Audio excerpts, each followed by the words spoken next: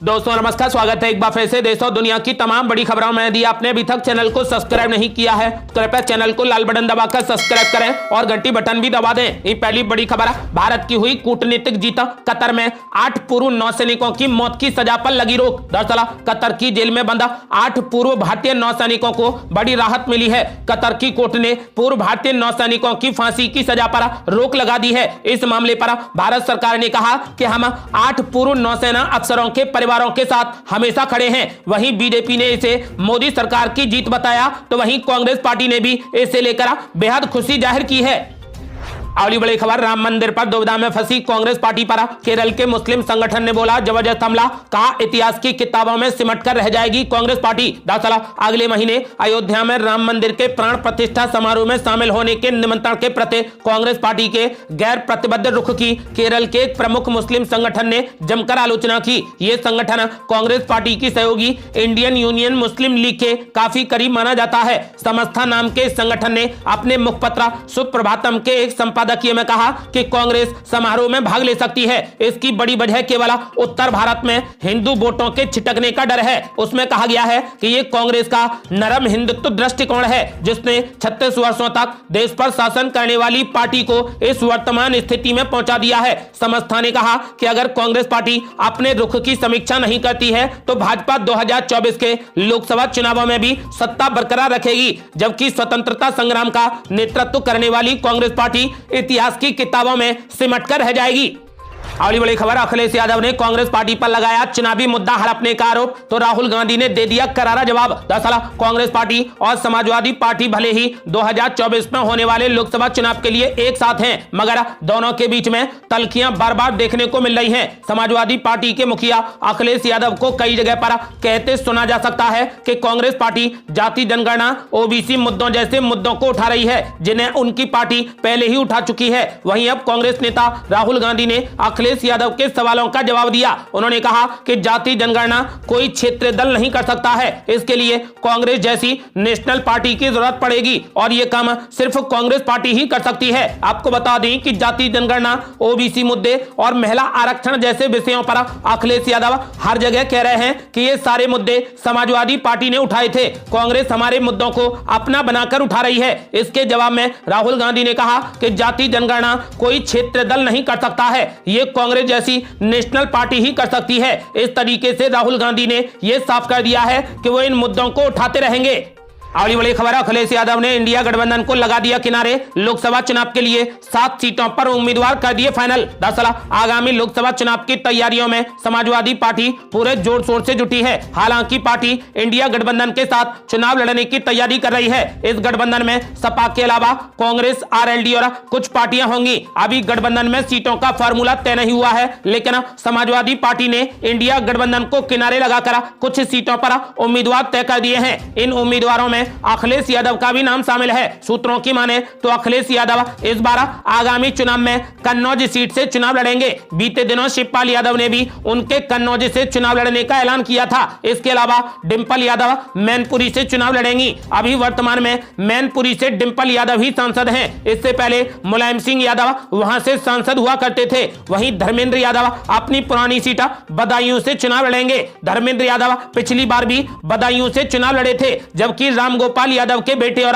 फिरोजाबाद के पूर्व सांसद अक्षय यादव भी इस बार फिर से फिरोजाबाद से चुनाव लड़ेंगे। बीते दिनों शिवपाल यादव ने उनके भी इस सीट पर चुनाव लड़ने का ऐलान किया था। इसके अलावा चाचा शिवपाल यादव खुद आजमगढ़ से चुनाव लड़ेंगे। यूपी विधानसभा चुनाव से पहले अखिलेश यादव आजमगढ़ से सांसद थे। हालांकि उपचुनाव में धर्मेंद्र यादव को उम्मीदवार बनाया गया और उन्हें हार का सामना करना पड़ा था। सूत्रों की माने तो समाजवादी पार्टी के दिग्गज नेता लालजी प्रसाद वर्मा का अंबेडकर नगर से चुनाव लड़ना तय है। इसके अलावा अवधेश प्रसाद का भी फैजाबाद सीट से चुनाव लड़ना तय माना जा रहा है। हालांकि लंबे वक्त से अटकलें चल रही थीं कि समाजवादी पार्टी ने वीआईपी सीटों पर अपने उम्मीदवार तय कर लिए हैं। रामगोपाल यादव ने कहा था कि हमने जिन्हें उम्मीदवार बनाया है उन्हें तैयारी करने के लिए बोल दिया है। इसका आधिकारिक ऐलान हम अभी नहीं करेंगे। आपको बता दें कि फिलहाल समाजवादी पार्टी ने इंडिया गठबंधन को किनारे लगाते हुए लगभग 7 सीटों पर लोकसभा चुनाव के लिए उम्मीदवार फाइनल कर दिए हैं।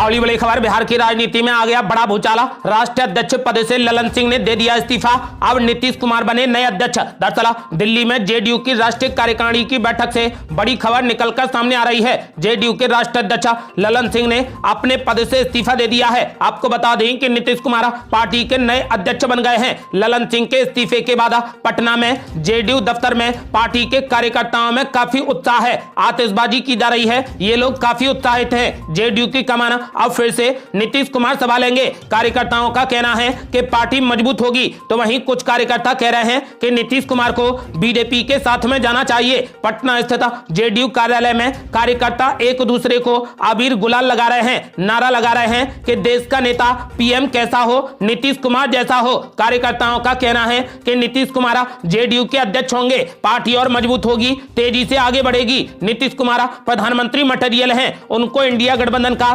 प्रधानमंत्री उम्मीदवार बनाया जाए। नीतीश कुमार सर्वमान्य नेता हैं, पार्टी में सबको साथ लेकर चलेंगे। आपको बता दें कि फिलहाल बिहार की राजनीति में बड़ा भूचाल सा आ गया है। फिलहाल राष्ट्रीय अध्यक्ष ललन सिंह ने इस्तीफा दे दिया है और नीतीश कुमार पार्टी के नए अध्यक्ष बन गए हैं। अगली बड़ी खबर, मुख्यमंत्री सिद्धारमैया ने राहुल गांधी को प्रधानमंत्री बनाने की कर डाली बड़ी मांग। बोले आज देश में जो मुद्दे हैं उन्हें केवल कांग्रेस ही हल कर सकती है और इसके लिए राहुल गांधी को प्रधानमंत्री बनाया जाना चाहिए। दरअसल कर्नाटक के मुख्यमंत्री सिद्धारमैया ने कहा कि राहुल गांधी को प्रधानमंत्री बनाया जाना चाहिए। न्यूज एजेंसी एनआई के मुताबिक सिद्धारमैया ने बेंगलुरु में कहा कि आज देश जिन मुद्दों का सामना कर रहा है उन्हें केवल कांग्रेस पार्टी ही हल कर सकती है और इसके लिए राहुल गांधी को प्रधानमंत्री बनाया जाना चाहिए। सिद्धारमैया का ये बयान ऐसे समय में आया है जब कुछ ही दिन पहले इंडिया गठबंधन के भीतर कुछ नेताओं ने कांग्रेस अध्यक्ष मल्लिकार्जुन खड़गे को 2024 के लोकसभा चुनाव के लिए गठबंधन का प्रधानमंत्री चेहरा बनाने की वकालत की थी। न्यूज एजेंसी पीटीआई के मुताबिक बेंगलुरु में कांग्रेस पार्टी के 139वें स्थापना दिवस समारोह को संबोधित करते हुए मुख्यमंत्री सिद्धारमैया ने कहा कि देश में किसी ने भी भारत जोड़ो यात्रा जैसा नहीं किया है। अब वो भारत जोड़ो यात्रा का दूसरा वर्जन न्याय यात्रा ला रहे हैं। ऐसा इसलिए क्योंकि देश में सबको न्याय नहीं मिला। उन्होंने कहा कि देश में हर किसी को, पिछड़े वर्ग, दलितों, अल्पसंख्यकों और महिलाओं को न्याय मिले, इसीलिए ये यात्रा राहुल गांधी की ओर से की जा रही है। कांग्रेस कार्यकर्ताओं से ये पूछते हुए कि क्या राहुल गांधी या नरेंद्र मोदी जैसा कोई सत्ता में आएगा, सिद्धारमैया ने कहा कि देश की खातिर संविधान की रक्षा के लिए, देश की बहुत संस्कृतवादी और संप्रभुता को बचाने के लिए और सभी को न्याय दिलाने के लिए अपने सभी मतभेदों को भुलाकर हमें एक साथ लड़ना होगा और कांग्रेस को सत्ता में वापस लाना होगा। आपको बता दें कि सिद्धारमैया ने मांग की है कि राहुल गांधी को प्रधानमंत्री बनाया जाना चाहिए। अगली बड़ी खबर, पश्चिम बंगाल के बाद अब महाराष्ट्र में भी इंडिया गठबंधन को लगा जोर का झटका। उद्धव ठाकरे की शिवसेना ने कांग्रेस पार्टी के सामने रख दी 23 सीटों की डिमांड। दरअसल 2024 के लोकसभा चुनाव में भारतीय जनता पार्टी के नेतृत्व वाले एनडीए गठबंधन का मुकाबला करने के लिए बने 28 दलों के इंडिया गठबंधन में अब तक सीटों का बंटवारा नहीं हो पाया है। इससे पहले ही क्षेत्रीय पार्टियों ने अपनी डिमांड रखना शुरू कर दिया है। गुरुवार को ही पश्चिम बंगाल की मुख्यमंत्री ममता बनर्जी ने यह साफ कर दिया है कि वे लोकसभा चुनाव में राज्य में किसी भी पार्टी से गठबंधन नहीं करेंगी। अब महाराष्ट्र में उद्धव ठाकरे की पार्टी शिवसेना यूबीटी ने भी सीटों की डिमांड रख दी है। शिवसेना सांसद संजय राउत ने कहा कि महाराष्ट्र में हम टूट के बावजूद सबसे बड़ी पार्टी हैं। हम 23 सीटों पर चुनाव लड़ते आए हैं। पिछले चुनाव में हम इनमें से 18 सीटों पर जीते थे। इस बार भी हम इतनी ही सीटों पर चुनाव लड़ेंगे। हालांकि संजय राउत ने कहा कि महाराष्ट्र में शिवसेना, कांग्रेस और एनसीपी मिलकर चुनाव लड़ेंगे। आपको बता दें कि फिलहाल शिवसेना ने डिमांड रख दी है कि उसे लोकसभा चुनाव के लिए 23 सीटें चाहिए।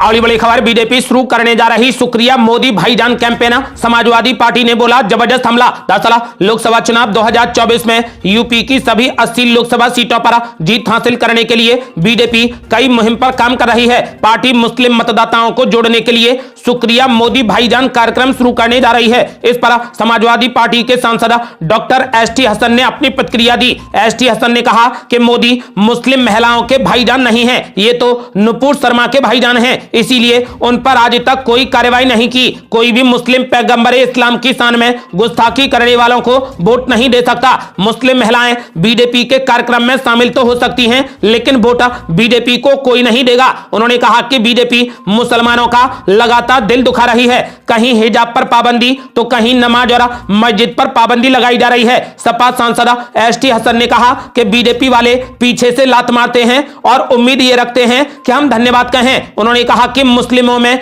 असुरक्षा की भावना है और वो अपने आने वाले कल को सोचकर चिंतित हैं। 3 तलाक के कानून का बहुत दुरुपयोग हो रहा है। बीजेपी को ऐसे कार्यक्रमों से कोई चुनावी फायदा नहीं मिलने वाला है। अगली बड़ी खबर, अबू धाबी में हिंदू मंदिर का उद्घाटन करेंगे पीएम मोदी। आ गई तारीख। दरअसल पीएम नरेंद्र मोदी यूएई के अबू धाबी में बीएपीएस हिंदू मंदिर के प्राण प्रतिष्ठा महोत्सव में शामिल होने जाएंगे। मंदिर की ओर से उन्हें आमंत्रित किया गया है। मंदिर की ओर से एक प्रतिनिधि मंडल नई दिल्ली में 7 लोक कल्याण मार्ग स्थित प्रधानमंत्री के आवास पर उन्हें आमंत्रित करने पहुंचा। पीएम मोदी ने मंदिर का निमंत्रण स्वीकार कर लिया है। मंदिर का प्राण प्रतिष्ठा महोत्सव 14 फरवरी 2024 को होना है। आपको बता दें की जानकारी के मुताबिक बीएपीएस संस्था के प्रमुख महंत स्वामी ने पीएम मोदी को भेजी निमंत्रण पत्रिका में उन्हें पूज्य प्रमुख स्वामी जी महाराज का प्रिय पुत्र कहकर संबोधित किया है। बीएपीएस की वेबसाइट पर दी गई जानकारी के मुताबिक स्वामी ईश्वर चरण दास ने देश और दुनिया में पीएम मोदी के महत्वपूर्ण योगदान को स्वीकार करते हुए पारंपरिक रूप से उन्हें माला पहनाकर और भगवा शॉल ओढ़ाकर उनका सम्मान किया। इसमें लिखा गया है कि पूरे भारत में तीर्थ स्थलों के उल्लेखनीय नवीनीकरण और विकास के लिए प्रधानमंत्री की विशेष रूप से सराहना की गई, जो हाल ही की शताब्दियों में एक अद्वितीय उपलब्धि है। आपको बता दें कि फिलहाल अबू धाबी में 14 फरवरी 2024 को होने जा रही मंदिर की प्राण प्रतिष्ठा महोत्सव में पीएम नरेंद्र मोदी शामिल होंगे। ये थी अब तक की बेहद बड़ी खबरें। रोजाना की ताजा खबरों को जानने और हमसे जुड़ने के लिए चैनल को लाल बटन दबाकर सब्सक्राइब करें और घंटी बटन भी दबा दें। जल्दी मिलते हैं बड़ी अपडेट के साथ। तब तक के लिए जय हिंद, जय भारत।